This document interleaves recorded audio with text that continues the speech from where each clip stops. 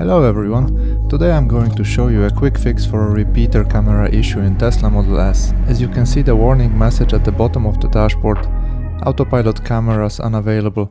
Features may be restored on the next drive. This message has been there intermittently at first, then on each drive recently, for last 2 years. Most annoying was the message itself, but I didn't know what I was missing out. Started digging for it. Service mode showed me list of current issues. APP W138, W305, W269 looks related to this problem. Descriptions are brilliant.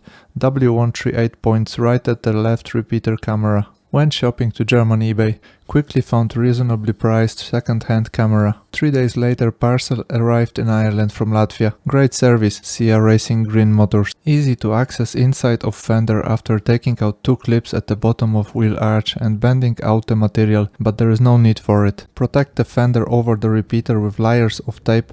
Looking at the new unit, I knew exactly where are the 2 latches holding repeater in fender. Pushed hard down using flathead screwdriver, but it would be better and safer to use plastic trim tool or windows scraper. Just slide it in between fender and repeater camera body from the top. Push hard down and pray gently. I can see someone was messing with it already before, as the left side cable connector latches snapped.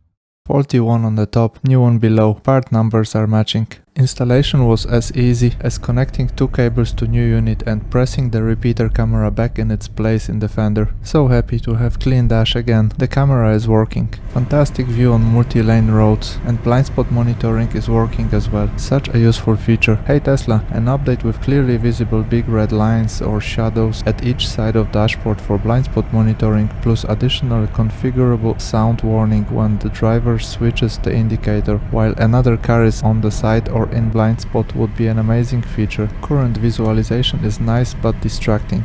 I should be checking mirrors before lane change, not focusing on the dash. Even auto lane change is working now. Great, I like this feature for long trips. Just tap the indicator and watch mirrors. Car safely does it for me.